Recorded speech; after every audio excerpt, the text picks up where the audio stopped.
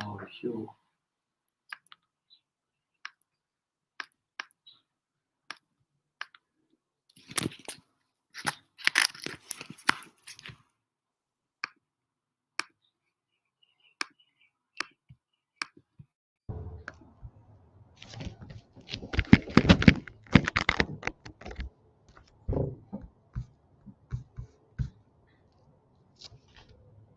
Facial and bodily marks in African culture. #2. Article 2. Introduction. Tribal, facial, and bodily marks in the African culture. Outlines. The African marking. 1. The markings are done on the face, primarily for ethnic identification. 2. Religious and spiritual protection purposes in the Africans. 3. Why tribal marks and bodily marks, scarifications. 4. Medical purposes. 5. Anesthetic / beautification purpose. Identification of family.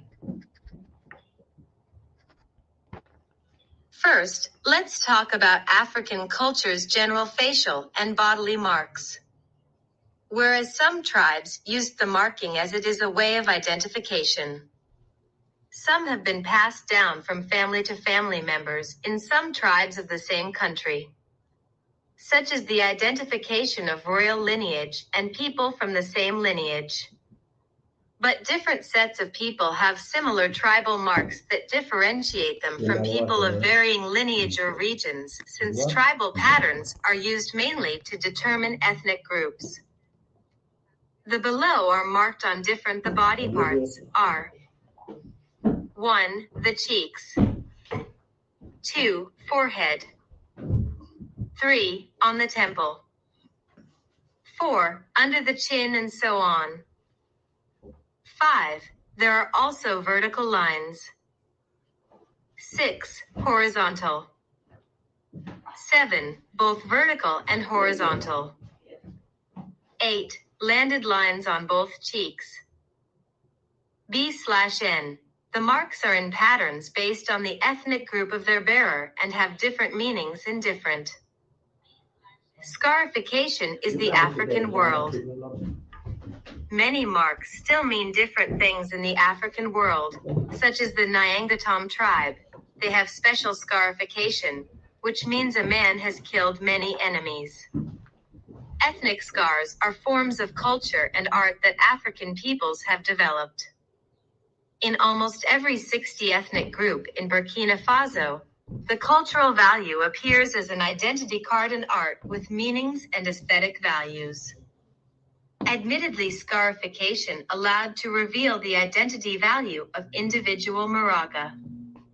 Thus, one could recognize a noble, Nakamga, a commoner, Talga, a Busanga, etc. IL must say that Time Naba Ubre and a Mwaga scarified was saved from slavery, torture, and abuses and thus benefited from protection. Scarification's social importance in Moose Manga scars allowed social classification to divide society into nobles, princes, or enslaved people depending on the type of scars each wore. Medical purposes. Apart from spiritual and religious purposes above, facial marks are given to certain people to treat illnesses, especially children. In this case, traditional healers make incisions on the children's faces or bodies to treat them for ailments like convulsion, pneumonia, and measles. The medical marks can be made on any part of the body where the infection afflicts that person. These marks are usually tiny, and some are very difficult to spot. This has been found in every tribe before the medication has cooperated. I knew these when I was a young man in my village at Tarikwal. Some children in the newer people are to receive a small cut of the side, because of the disease called Theany review.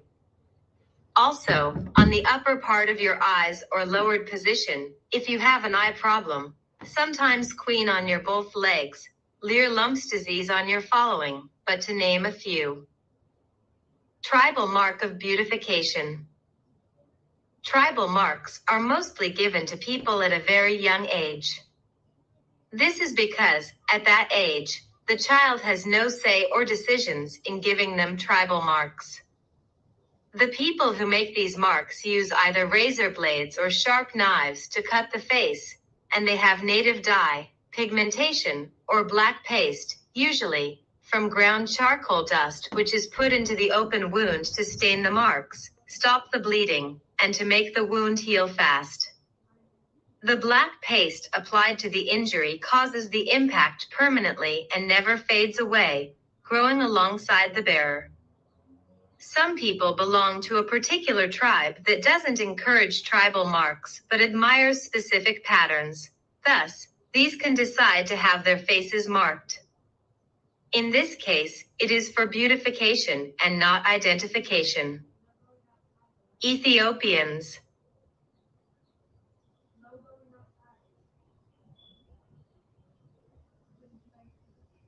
Decorated stomach mark, pretty Bodily tribe girl from Ethiopia's Omo Valley, where the African tribes maintain their traditional African culture, devoid of foreign/alien contamination, showing her tribal beautification marks. Samba tribe Surma tribe beautification marks Fond Vodown Merismoid, Benin from Dori region in Burkina. Newer. The Newer people are a Nilotic ethnic group, primarily inhabiting the Nile Valley. They are concentrated in South Sudan, and some are found in southwestern Ethiopia. They speak Thok Nath in the Newer language, which belongs to the Nilo-Saharan family and is one of the largest ethnic groups in southern Sudan. The Newer people are pastoralists who herd cattle for a living. The cattle of the Newer people serve as companions and a lifestyle. A Greek historian, Herodotus, wrote, "During that time, there was a man in Greek named Herodotus who was a Greek historian. Herodotus wrote about those foreigners living in Egypt who used to cut their foreheads with a sharp knife. This is simply to differentiate themselves from the Egyptians." Years later, this practice was adopted when several kings of various African kingdoms started invading other kings and their people for land and other resources. The invaders, therefore, marked themselves and their family members to differentiate themselves from the captured kings and their family members, whom they now regard as their slaves. That continued until they were believed to be the sources, especially in the South Sudan, where markings are done on the face primarily for ethnic identification. However, markings are done mainly for ethnic identification, such as some of country SS tribes. Tribal, facial and bodily marks in African culture. Newer woman 1950s, piercing their ears and putting 6 to 7 holes on the starting during Mute Nile. They were wearing those 7 white beans on them. This means that she is a married woman. And the 7 white beans are the sign or the symbol of changing the stature. At the same time, by piercing their lips, which were adopted from the Anyway people, many people are also drilling their body parts as they make the pinpoints on their faces, cheek, and some or all other of their body parties. That is to say, the dotted patterns are also common, especially among both the men and the women. When compared the African with the Western world. The Westerner's world, as a matter of fact, I take strong exception to the marks on African indigenes as scarification. The Westerner's way of undermining everything African and making it look ugly and an UN civilized practice. Today, in the Western world, many people are also piercing their bodily parts, including tongue, lips, navel, clitoris, penis, breast, eyebrows et al., and inserting them with various rings as a sign of high-class culture. They accuse Africans who mark their bodies for valid historical, cultural, medical, religious, and aesthetic reasons. deaf/dumb kids, etc., were tribal marked for quick identification, especially when such needed assistance in public. Unfortunately, many Africans have also bought into this imperialist cultural propaganda against tribal marks and other marks on the body of an African. Identification of family tribes in South Sudan. Let's take, for example, the Boer Dinka, the Nuer, and the Shilluk. On their tribal marks in South Sudan, however, these tribal marks can also be described as facial marks, though well dominated by the other African people.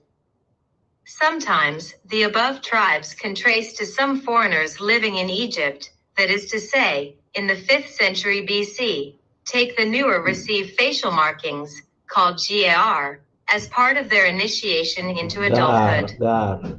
The pattern of Nuer scarification varies within specific subgroups. The most common initiation pattern among males consists of 6 parallel horizontal lines, cut across the forehead with a knife, often with a dip in the lines above the nose. Dotted patterns are also common, especially among them. Nuer. The Nuer total population. Approximately 2,900,000 people, and the regions with significant population South Sudan, and some small part of Ethiopia. Languages. Nuer language, and their religion is African traditional religion, Christianity. Related ethnic groups Dinka, other Nilotic peoples. N/B. The Nuer language is a Nilo-Saharan language of the Western Nilotic group. The Nuer people speak of South Sudan and Western Ethiopia.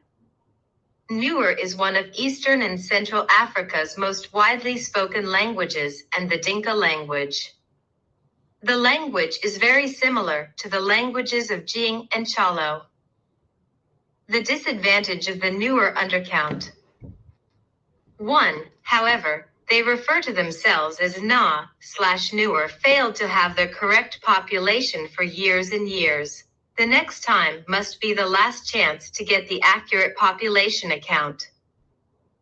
2. The Nuer people have historically been undercount due to the semi-nomadic lifestyle in which the community engages, as well as a lack of proper national census information about the community. 3. In addition, the Nuer also has a culture of counting only older family members. For example, the Nuer believes that the count in depending on members of children could result in misfortune. 4. From the beginning of the account, during the colonial when Nuer were confronting taxes, they only counted the head of the family and those children he thought might bring him trouble. 5. The Nuer community prefers to report a fewer number of children when they have many children. All the 5 above seem to reduce their population account. By Hitsabolbol.